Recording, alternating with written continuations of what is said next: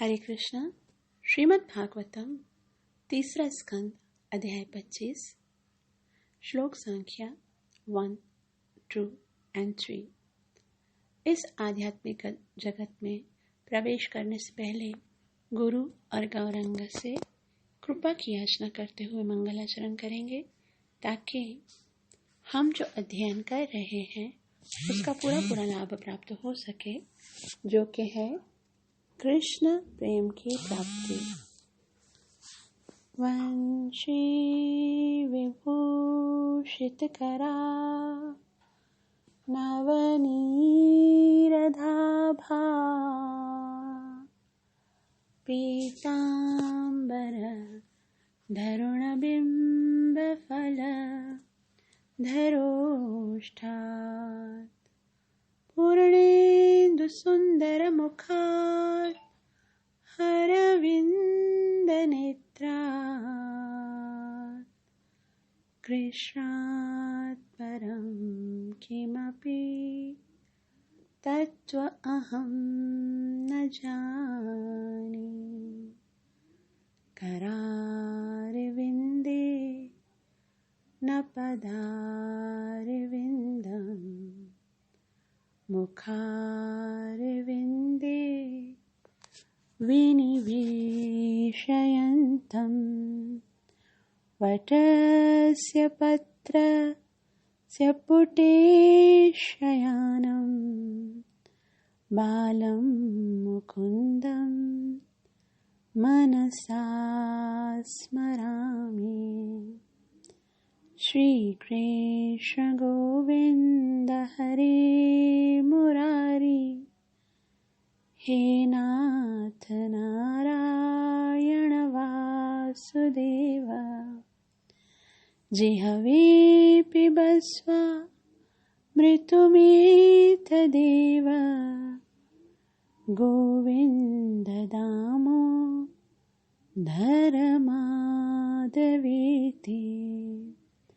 नारायणं नमस्कृत्य नरं चैव नरोत्तमं दैवीं सरस्वतीं व्यासं ततो जयमुदीरये। नष्टप्रायेषु अभद्रेषु नित्यं भागवत सेवया भगवती उत्तमश्लोके भक्तिर्भवति नैष्ठिकी। पंचतत्वात्मकं कृष्णं भक्तरूपस्वरूपकं भक्तावतार भक्ताख्यं नमामि भक्तशक्तिकम्। जय श्री कृष्ण चैतन्य प्रभु नित्यानंद श्री अद्वैत गदाधर श्रीवासदि गौर भक्तवृंद। हरे कृष्ण कृष्ण कृष्ण हरे हरे हरे राम राम राम हरे हरे। ग्रंथ राज श्रीमद् भागवतम महापुराण की जय। तीसरा स्कंद अध्याय 25 जिसका शीर्षक है भक्ति योग की महिमा। ये अत्यंत ही महत्वपूर्ण चैप्टर है और इस चैप्टर में, इस अध्याय में जो हमारे जीवन का साधन है, जो साध्य है, उस भक्ति की महिमा के विषय में बताया गया है। श्री प्रभुपाद जी ने एक बार मुंबई में इस अध्याय पर 22 दिन तक सत्संग की थी। इस एक अध्याय पर 22 दिन तक सत्संग चली थी, क्योंकि इसमें बहुत ही महत्वपूर्ण टॉपिक्स पर डिस्कस की गई। और श्री प्रभुपाद जी की एक छोटी बुक भी है जिसमें श्री प्रभुपाद ने टीचिंग्स ऑफ लॉर्ड कपिल, ये इसके विषय में बताया कि है ना, लॉर्ड कपिल देव भगवान जो कि देवहूति के पुत्र हैं, उनकी टीचिंग्स, उनके जो शिक्षाएं हैं, उनके विषय में बहुत ही सुंदर बुक है जिनका अनुवाद राधा गोविंद गोस्वामी जी ने किया है।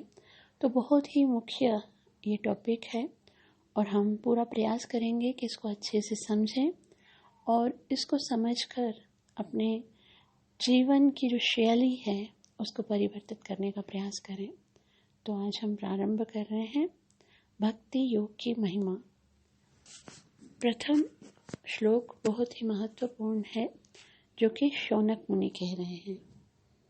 शौनक उवाच कपिलस्तत्त्वसंख्याता भगवानात्ममायया जातः स्वयमजः साक्षात् आत्मज आत्मप्रज्ञप्तये नृणाम्। कपिलस्तत्त्वसंख्याता भगवानात्ममायया जातः स्वयमजः साक्षात् आत्मप्रज्ञप्तये नृणाम्। कपिलः तत्त्वसंख्याता भगवानात्ममायया जातः स्वयमजः साक्षात् आत्मप्रज्ञप्तये नृणाम्। शौनक उवाच, अर्थात शौनक मुनि ने कहा, कपिलः, कपिल अर्थात श्री कपिल भगवान, तत्व संख्याता, तत्व माना सत्य की, संख्याता मतलब व्याख्या करने के आए हैं।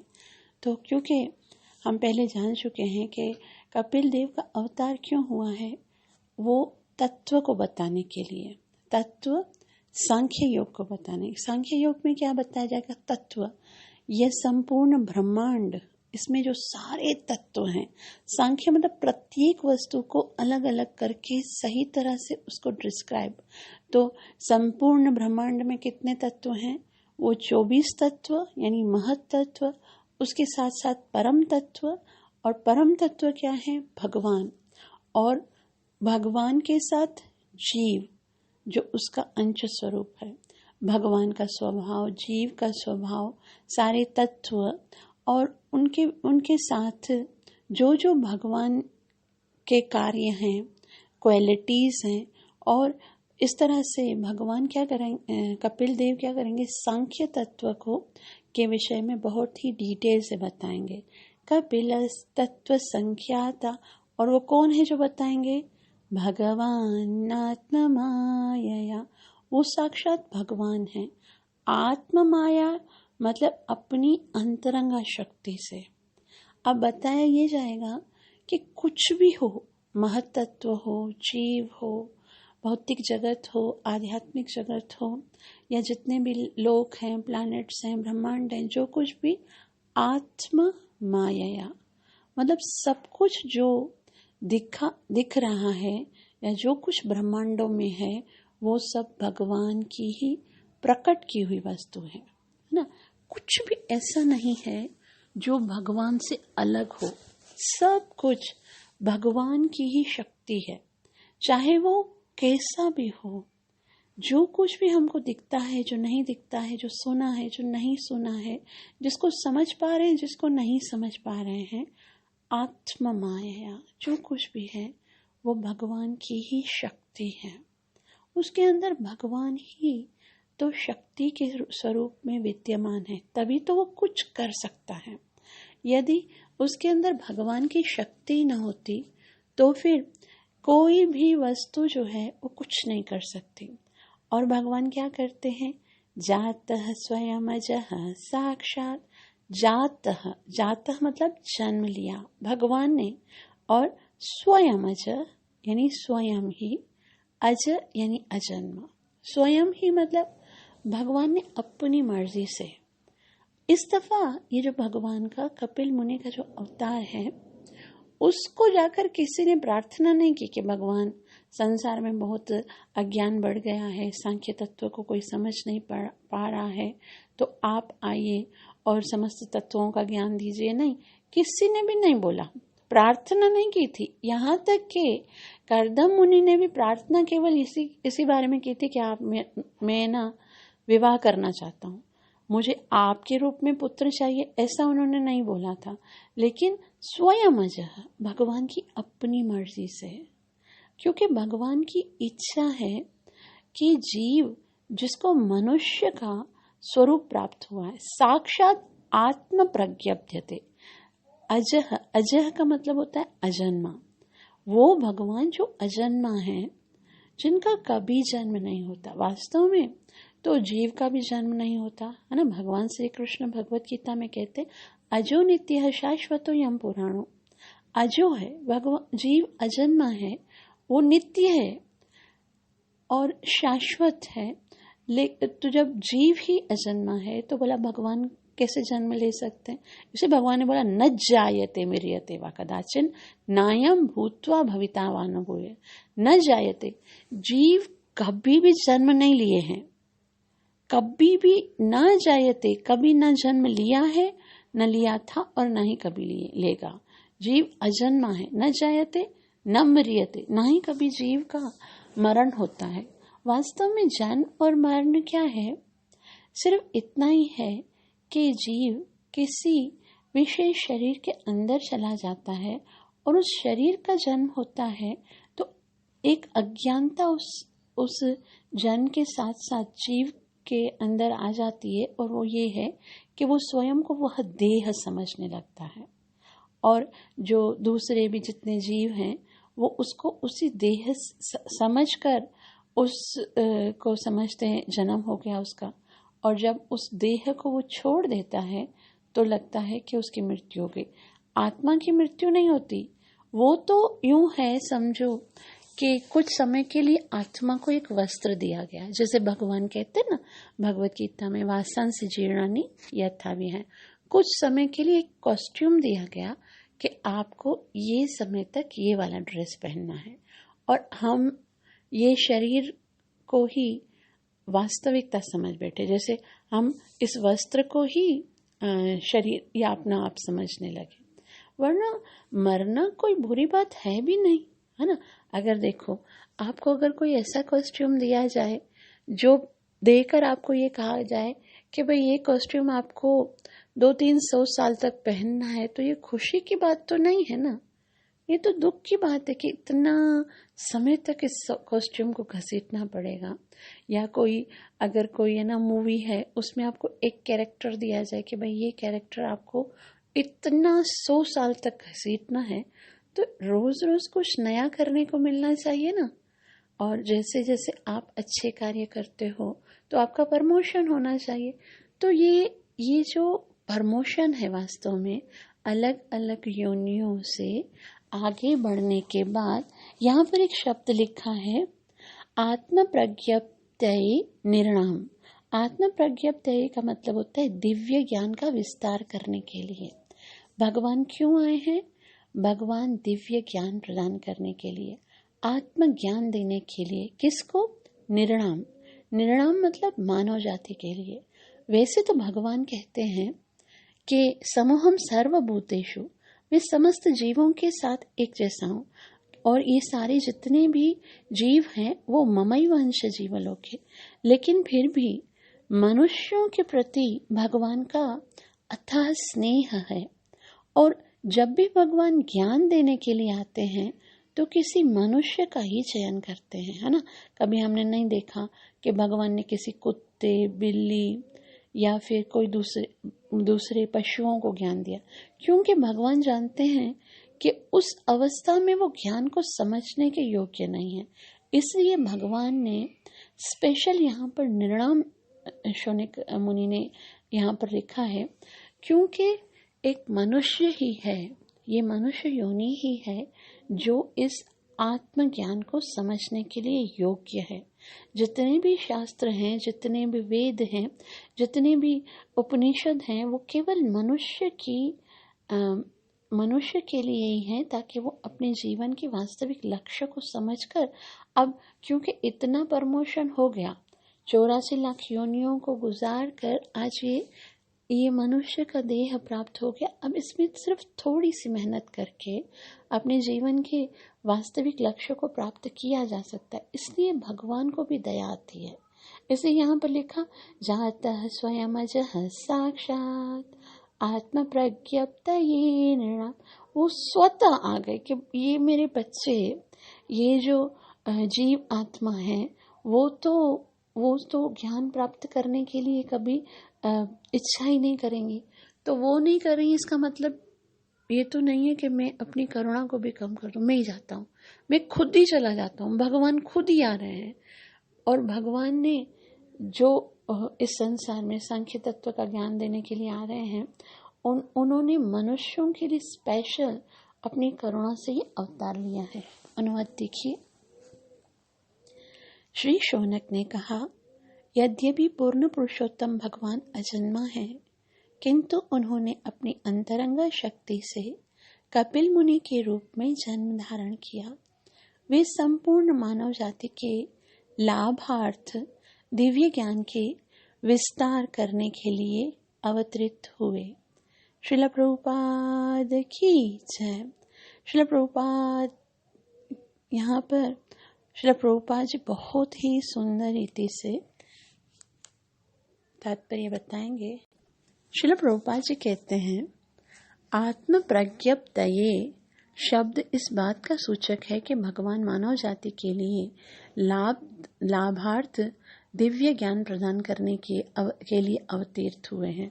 वैसे तो भगवान जो है वो कहते हैं कि मैं क्यों आता हूँ, परित्राणाय साधूनां विनाशाय च दुष्कृताम्, दुष्टों को मारने के लिए और साधुओं को की रक्षा करने के लिए संसार में आता हूँ। लेकिन यहाँ पर भगवान ज्ञान प्रदान करने के लिए, और ये सबसे बड़ा असुर है। भगवान ने इस कपिल देव के अवतार में सबसे बड़े असुर को मारा, जो स्थूल नहीं है, जो दिखता नहीं है। हमारे मन में, हृदय में काम, क्रोध, अज्ञानता के कारण है, और ये अज्ञान नामक जो असुर है उसको मारने के लिए भगवान ने जन्म लिया है। ये अज्ञानता है कि हम अपने आप को ये शरीर समझ देते हैं। मैं डॉक्टर हूँ, मैं अमेरिकन हूँ, मैं इंडियन हूँ, पाकिस्तानी हूँ, मैं क्षत्रिय हूँ, मैं वैश्य हूँ। ये वास्तव में इससे मेरा कोई संबंध नहीं है। ये जो आप उपाधि है वो केवल शरीर की है। तो शरीर को पूरी तरह से मैं मान लेना, ये सबसे बड़ी अज्ञानता है, और इससे ये बहुत बड़ा असुर है। इसी असुर को मारने के लिए श्री प्रभुपाद जी ने यहाँ पर बताया कि भगवान ने यहाँ पर अवतार लिया। वैदिक ज्ञान के अनुसार इतनी भौतिक सुविधाएं प्राप्य हैं कि अच्छी तरह से जीवन यापन करके सत्वगुण पद तक उठा जा सके।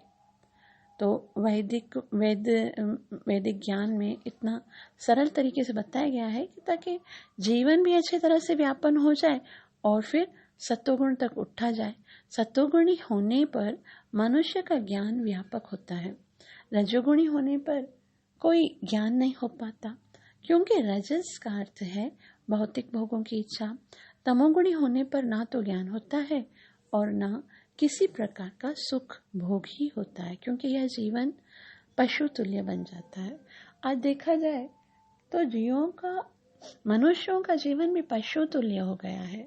बल्कि अगर देखा जाए तो पशु जो हैं वो तो अपने रूल्स एंड रेगुलेशंस को फॉलो करते हैं, लेकिन मनुष्य ने पशुओं से भी गिरकर अपने समस्त शास्त्रों के आदेशों को, वैदिक ज्ञान को, सबको छोड़ दिया है ना। जैसे हम देखें, पशु जो हैं वो अपनी मर्यादा में रहते हैं, है ना। गाय को भगवान ने घास खाने के लिए बनाया, वो घास खाती है। शेर को भगवान ने मांस खाने के लिए बनाया, वो मांस खाती है। मर जाएगा शेर, वो कभी भी घास नहीं खाएगा। गाय मर भी जाएगी, कभी मांस नहीं खाएगी। लेकिन ये मनुष्य है, उसने अपना जीवन शैली को इतना तो बर्बाद कर दिया है कि वो कुछ भी खा जाता है। वो घास भी खाता है, मांस भी खाता है, कुत्ता भी खाता है, सुअर भी खाता है, चमगादड़ भी खाता है। यहाँ तक कि अब हम देखते हैं कि मनुष्य ने मनुष्य को खाना भी शुरू कर दिया। बहुत सारे ऐसे कंट्रीज हैं जहाँ पर अवैध संग करती हैं महिलाएं, और फिर वो गर्भपात करा के उनका जो छोटा बच्चा होता है, बहुत ही कोमल उसका शरीर होता है, और उसको होटल्स में बेचा जाता है। और वो जो उसका शरीर, उसके जो बोन्स होते हैं वो बहुत कोमल होते हैं, और मनुष्य के जो संतान है उसके मांस को भी खाया जाता है। ये मनुष्य जीवन नहीं है, ये पशु तुल्य जीवन है। तो यहाँ श्रील प्रभुपाद जी बोलते हैं, जीव को कम से कम इस तमोगुण से, रजोगुण और रजोगुण से सत्व गुण तक आना होगा, क्योंकि अगर सत्व गुण तक नहीं आए तो फिर तो हम कभी भगवान को नहीं समझ पाएंगे।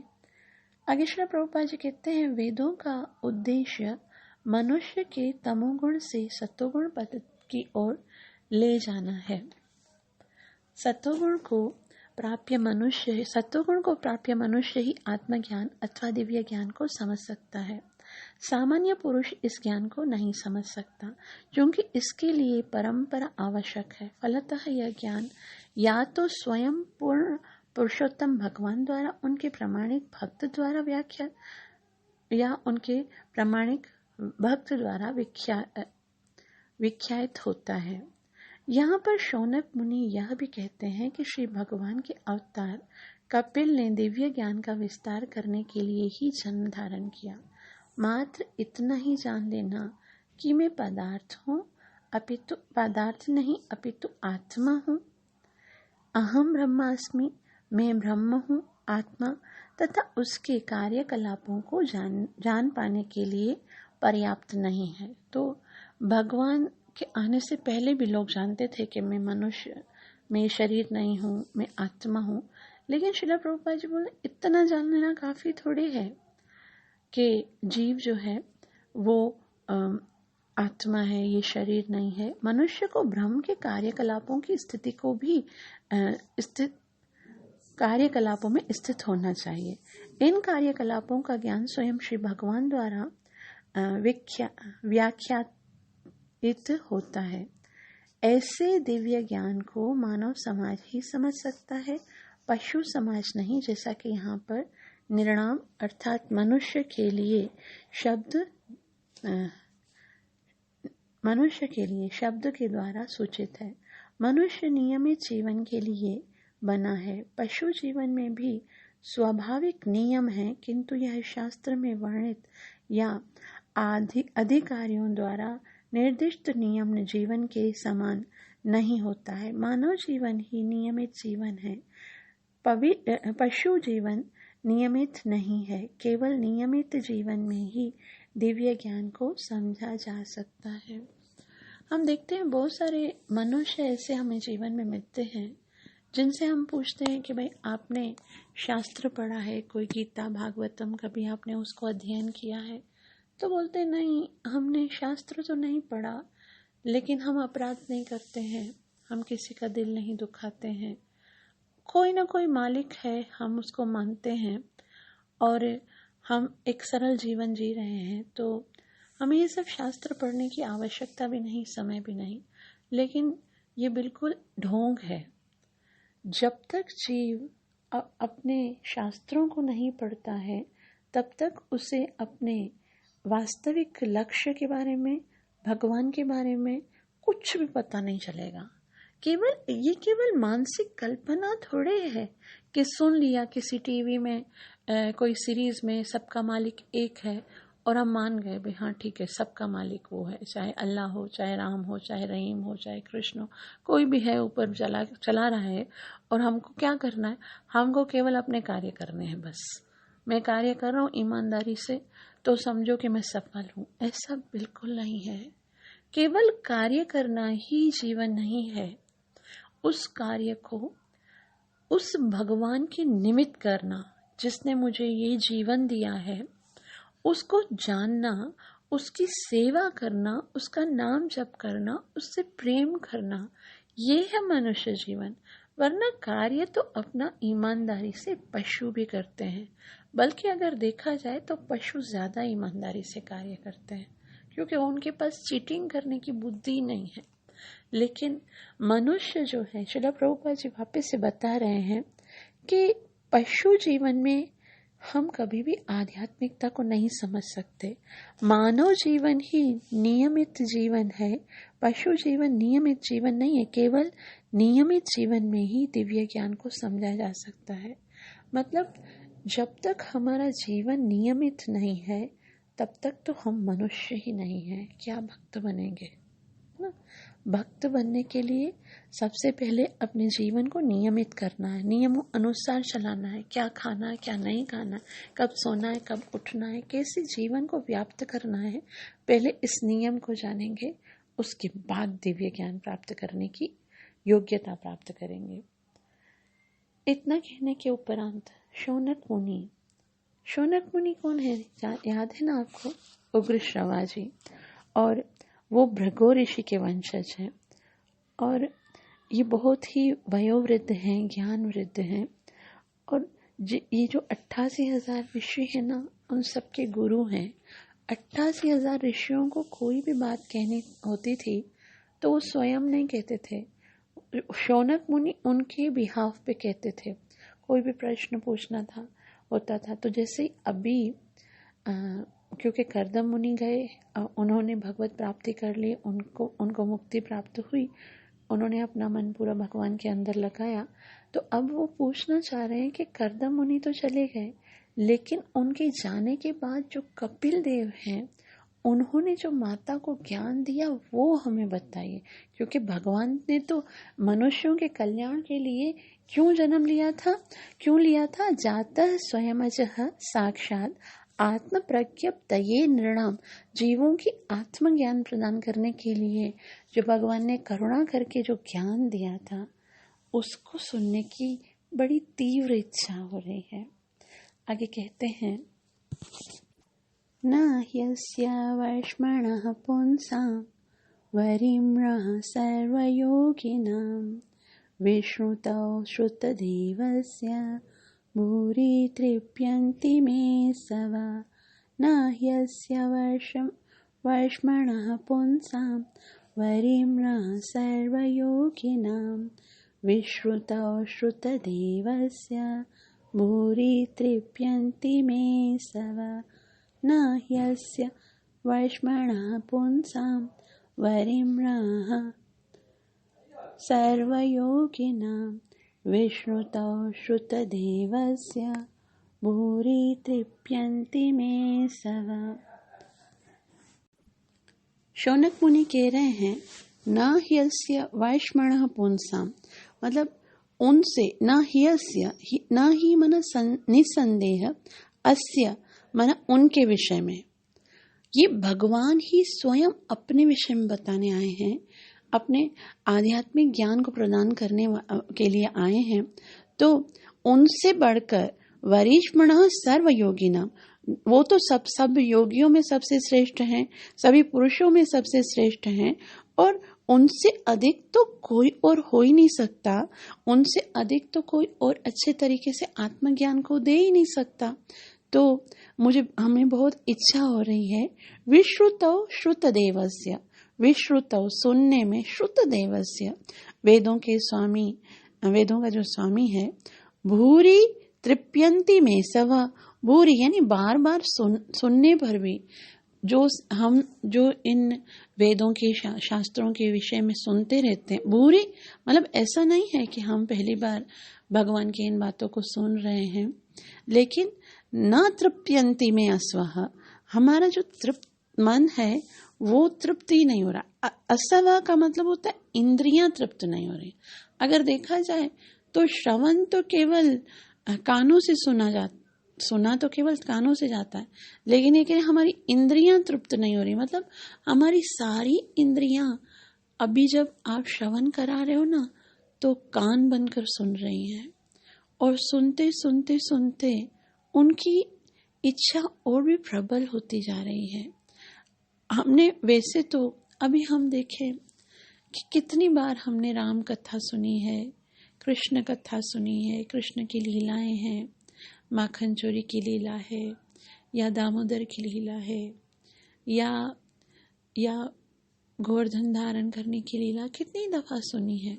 लेकिन भक्त जितना जितना श्रवण करता है, उसकी प्यास और भी अधिक बढ़ती है। यही भक्ति है। वास्तव में वाल्मीकि जी से श्री राम पूछते हैं, जब उनको वनवास मिलता है तो वो पूछते हैं कि मुझे बताइए कि मैं कहाँ पर रहूँ। श्री राम जब गंगा पूजा करने के बाद भारद्वाज आश्रम में आए थे, उसके बाद वाल्मीकि जी से जब उन्होंने पूछा कि मैं कहाँ रहूँ, तब वाल्मीकि जी ने कहा, प्रभु आप मुझसे पूछ रहे हैं रहने का स्थान, या फिर ऐसी जगह बता दीजिए जहां पर आप नहीं रहते हो। तभी श्री राम ने मुस्कुरा के कहा, मुनिवर इस अवतार में क्योंकि मुझे अभी वनवास मिला है, तो मैं आपसे पूछ रहा हूँ कि मुझे कहाँ पर स्थान बनाना चाहिए। तो बहुत ही सुंदर रीति से बहुत अलग अलग स्थानों में रहने के लिए वाल्मीकि जी ने बताया, जिनमें से सर्वप्रथम उन्होंने कहा, जिनके श्रवण समुद्र समाना, कथा तुम्हारी सुभग सुरनाना। तो जिनके श्रवण समुद्र समाना, बरही निरंतर न होवे पूरा। समुद्र कैसा है, उसके अंदर नदियां जाती हैं, फिर भी वो कभी ये नहीं बोलता बस मेरे अंदर अभी जगह नहीं है। वो हमेशा उनका स्वागत करता रहता है। इस ऐसे भक्त के हृदय में तुम जाके रहो, जिनके कान जो है वो समुद्र की तरह तुम्हारी कथाओं को श्रवण करने के इच्छुक हो। वास्तव में भक्तों, दो प्रकार के अमृत इस ब्रह्मांड में उपलब्ध हैं। एक स्वर्ग का अमृत है, दूसरा भागवत अमृत है। भगवान ने संसार की सभी जड़ी बूटियों को डालकर समुद्र मंथन करवाया, उसमें से अमृत निकला।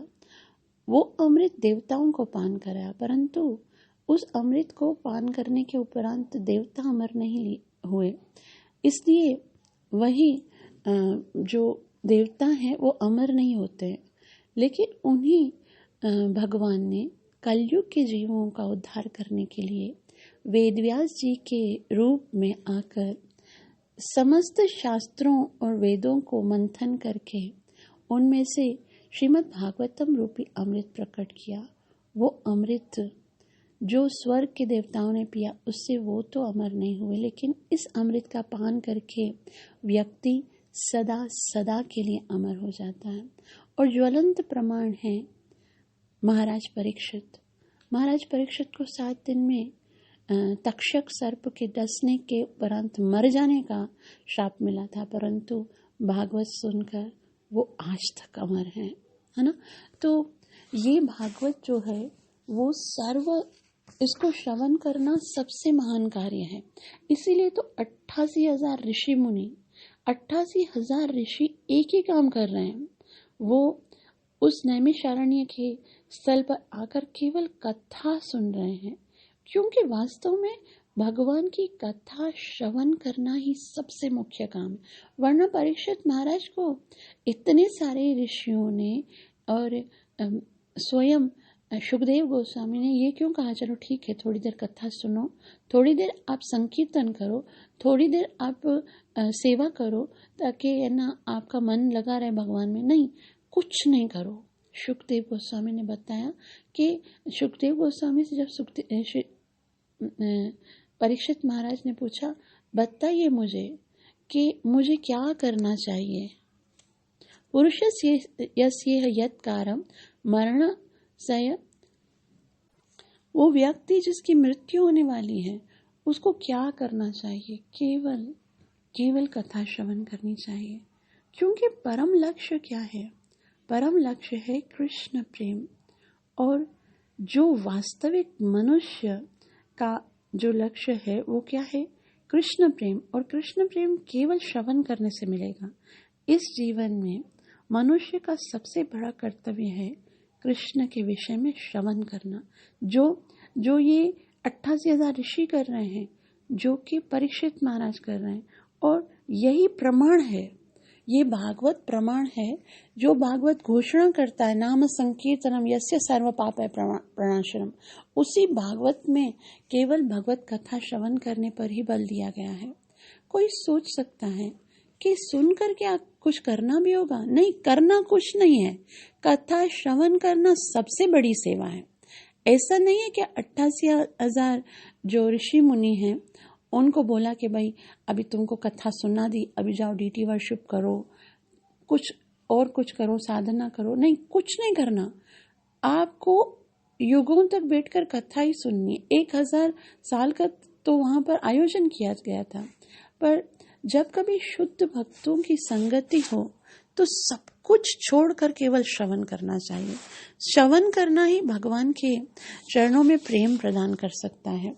जो ज्वलंत प्रमाण परीक्षित महाराज है, और भी भक्ति के अनेक अंग हैं, लेकिन वास्तव में जब तक हम श्रवण नहीं करते तब तक हृदय के अंदर जो भी हमारी जो भक्ति के कार्य हैं उनके अंदर वो हमारा स्नेह जो होना चाहिए वो नहीं होता है। वो फिर जो साधना होती है वो बोझ लगने लगती है। इसलिए श्रवण बहुत महत्वपूर्ण है। इसीलिए ये 88,000 ऋषि मुनि कहते हैं, विश्रुतौ श्रुत देवस्य भूरि तृप्यन्ति मे सवा। बहुत सुना तो है, परंतु जितना जितना सुनते हैं उतना उतना श्रवण करने की प्यास अधिक बढ़ती है। अनुवाद देखिए। शौनक जी ने आगे कहा, स्वयं भगवान से अधिक जानने वाला कोई अन्य नहीं है। ना तो कोई उनसे अधिक पूज्य है, न अधिक प्रौढ़ योगी। अतः वे वेदों के स्वामी हैं और उनके विषय में सुनते रहना इंद्रियों को सदैव वास्तविक आनंद प्रदान करने वाला है। श्रील प्रभुपाद देखिए श्रील प्रभुपाद जी कहते हैं, भगवत गीता में कहा गया है कि ना तो कोई श्री भगवान के तुल्य है, न उनसे बढ़कर है, न तत्समः त अधिकः कुतोऽन्यो। वेदों में भी इसकी पुष्टि हुई है। एको बहुनाम यो विदधाति कामनाम। वे परम पुरुष हैं और अन्य समस्त जीवात्माओं की आवश्यकताओं की पूर्ति करने वाले हैं। इस प्रकार अन्य समस्त जीव आत्माएं विष्णु तत्व तथा जीव तत्व दोनों ही पूर्ण पुरुषोत्तम भगवान श्री कृष्ण के अधीन हैं। यहाँ पर इसी अवधारण की पुष्टि हुई है। जैसे यहाँ पर बताया गया है, न ह्यस्य वर्षमणिः पुंसां वरिमणः सर्वयोगिनां। वो भगवान जो जिनसे बढ़कर कोई नहीं है, जो योगियों में सबसे श्रेष्ठ हैं, जो पुरुषों में सबसे श्रेष्ठ हैं, बाकी जितने भी जीव आत्माएं हैं या कोई भी तत्व हैं, वो सब भगवान के ऊपर निर्भर हैं।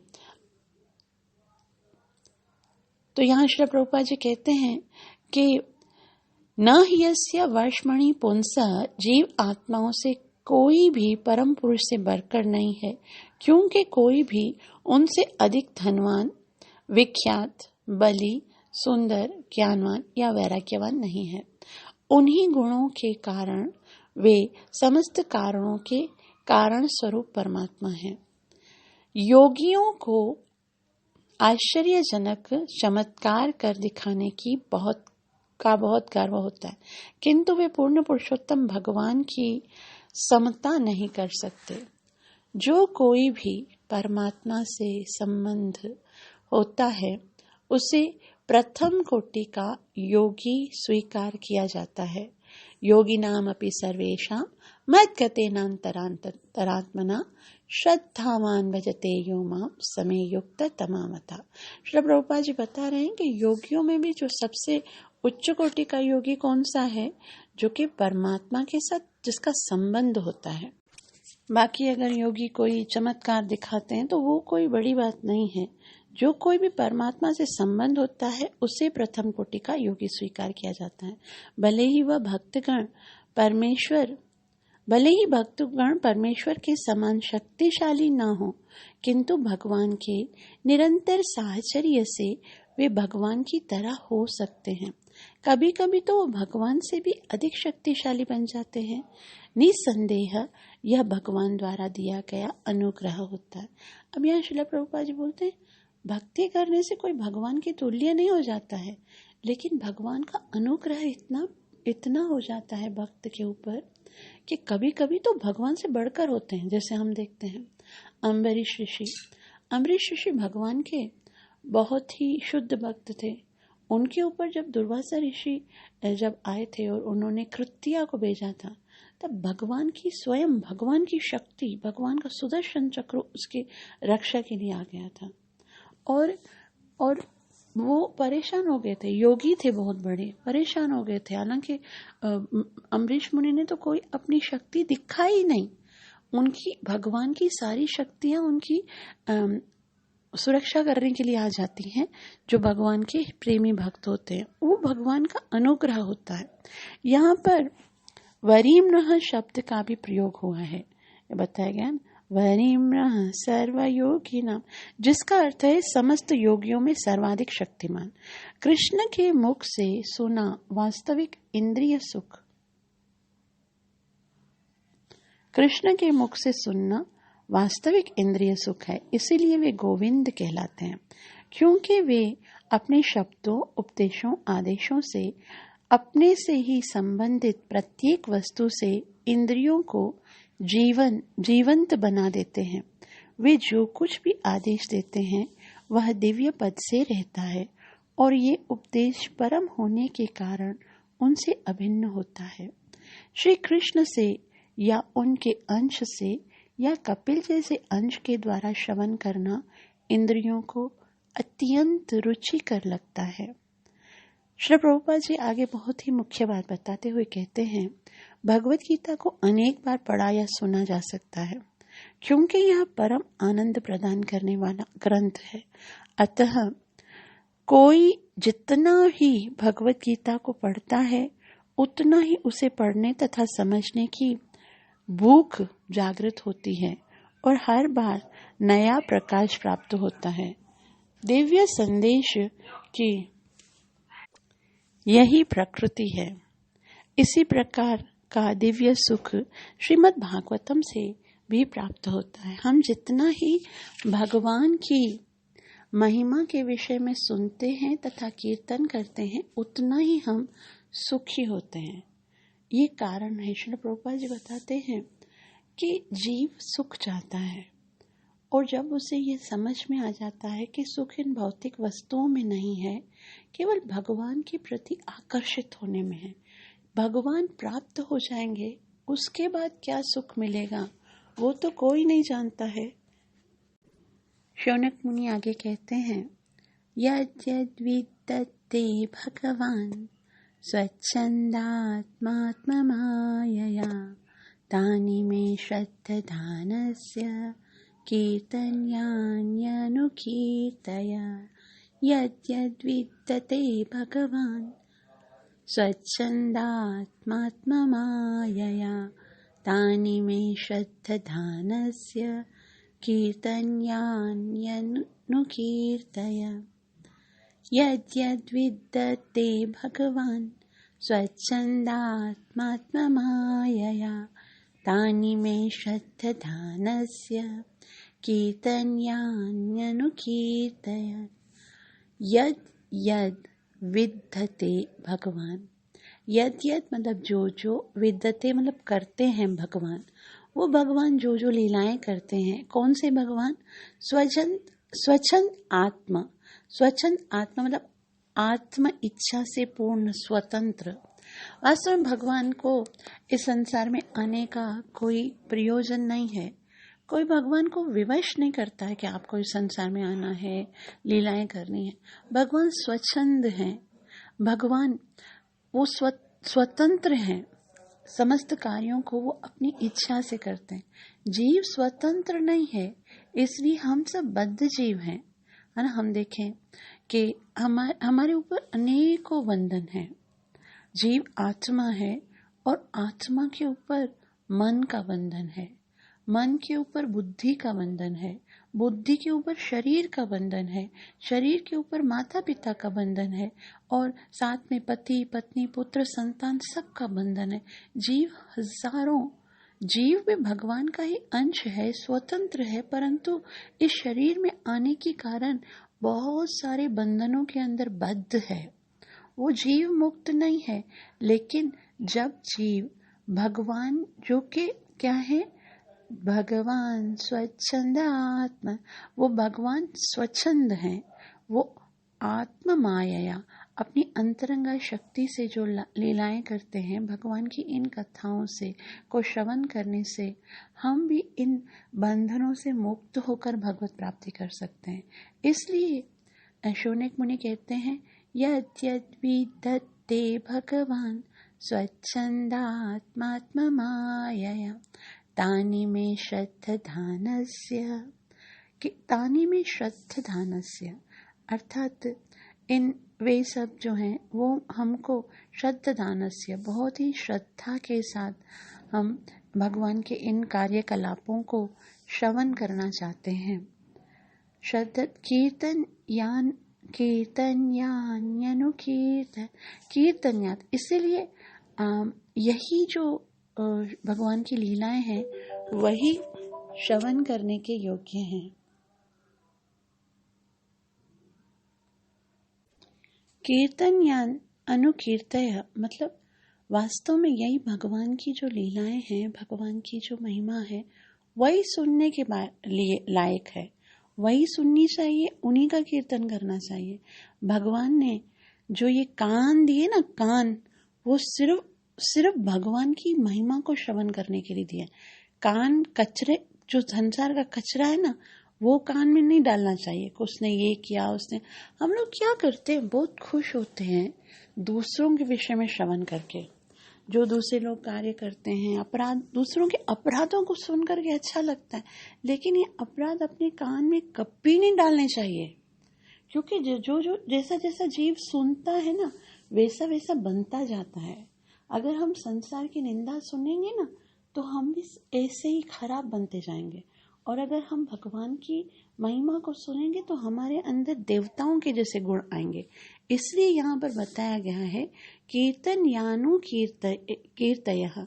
इसलिए देखो, जो भी महान व्यक्ति है वो क्या श्रवण करते हैं, जिनको हम महान कहते हैं, जिनके चरणों को छूते हैं, जिनसे आशीर्वाद लेते हैं, जिनकी पूजा करते हैं, वो गुरुजन, वो आचार्यगण, उनका काम एक ही है ना कि वो भगवान के विषय में श्रवण करते हैं, भगवान की कथाओं को कहते हैं, सुनते हैं।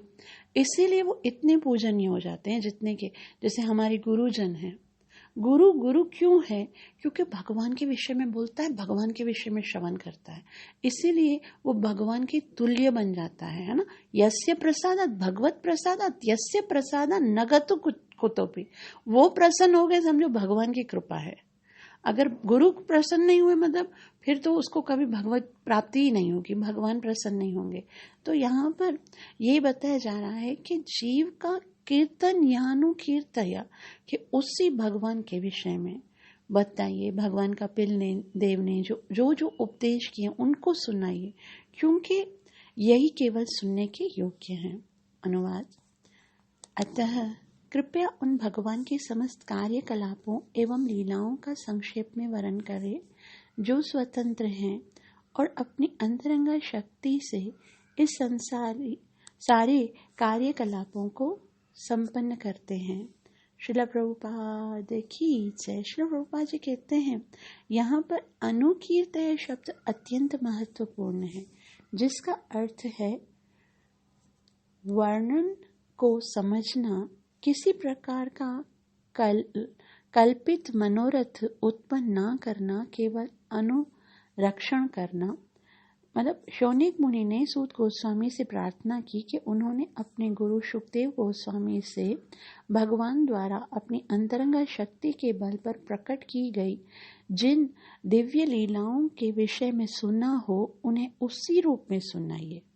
भगवान के कोई भौतिक शरीर नहीं होता है, किंतु अपनी परम इच्छा से किसी प्रकार का शरीर धारण कर सकते हैं। यह उनकी अंतरंगा शक्ति के द्वारा संभव है। तो यहाँ पर स्वच्छंद आत्मना, मतलब भगवान अपनी इच्छा से उत्पन्न होते हैं, ना केवल स्वयं स्वच्छंद उत्पन्न होते, बल्कि भगवान तो लेटे लेटे करोड़ों ब्रह्मांडों का निर्माण करते हैं, है ना। लेटे हुए होते हैं, कोई कार्य नहीं करना पड़ता। ऐसा नहीं है कि भगवान सोचे अरे अभी मुझे एक दूसरा ब्रह्मांड बनाना है, उसके लिए मुझे मजदूर चाहिए होंगे, सामान चाहिए होगा, वहाँ पर मुझे पृथ्वी बनानी होगी, वहाँ पर भी मुझे है ना वृक्ष बनाने होंगे, नदियाँ बनानी होंगी, आसमान बनाना। नहीं, भगवान केवल सोचते हैं ना तो बन जाता है। भगवान की ऐसी शक्ति, ये तो भगवान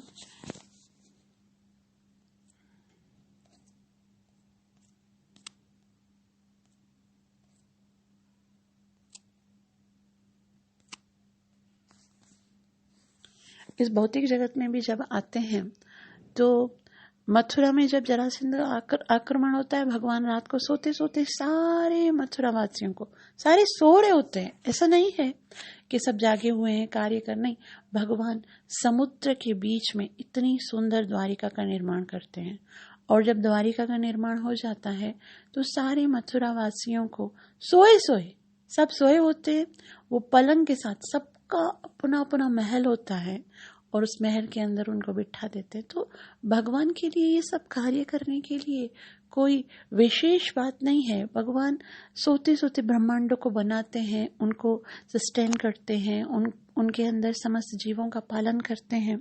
तो यहाँ श्री प्रभुपाद जी कहते हैं कि ये शौनक ऋषि ने सूत गोस्वामी से प्रार्थना की कि उन्होंने अपने जैसा जैसा सुना है, अनुकीर्त अर्थ के वर्णन को समझना, किसी प्रकार का कल्पित मनोरथ उत्पन्न न करना। अनुकीर्तन मतलब जैसा जैसा आपने अपने गुरु से सुना है। कीर्तन या अनुकीर्तया मतलब जैसा आपने सुना है, मुझे एज इट इज सुनाइए, उसके अंदर भले आप कुछ भी मत डालिए। आज हम देखते हैं कि जहाँ से भी श्रवण करने को मिलता है उसमें बहुत मिलावट होती है, इसीलिए उस मिलावट वाले को सुनते हैं तो हमको उसका लाभ नहीं मिलता है। लाभ क्या है? कृष्ण प्रेम की प्राप्ति। हम देखते हैं कितना सुन रहे हैं तो भी क्यों नहीं प्रेम प्राप्त हो रहा है। वास्तव में यहाँ पर बताया गया है कीर्तन या अनुकीर्तया मतलब जैसा जैसा आचार्यों ने बताया है ऐसा ऐसा यदि हम श्रवण करेंगे तो हमें अवश्य कृष्ण प्रेम की प्राप्ति होगी। इसीलिए शौनक मुनि कह रहे हैं कि हमें आप श्रवण कराइए कि भगवान ने कौन कौन सी लीलाएं की हैं, और भगवान की उन लीलाओं को श्रवण करके जितना भी हम सुन रहे हैं तो हमारा मन नहीं बढ़ रहा है, उनकी अंतरंग शक्ति से उन्होंने जो कुछ लीलाएं की हैं हम उनको और अधिक सुनना चाहते हैं, तो कृपया आप हमें सुनाइए। यही भाव से, यही तृष्णा से, इसी उत्सुकता से हम इस अध्याय को श्रवण करेंगे। कृपया आप सब मेरे लिए प्रार्थना अवश्य करना कि मैं अपनी सेवा और साधना को अच्छे से कर सकूं। हरे कृष्णा, हरि बोल।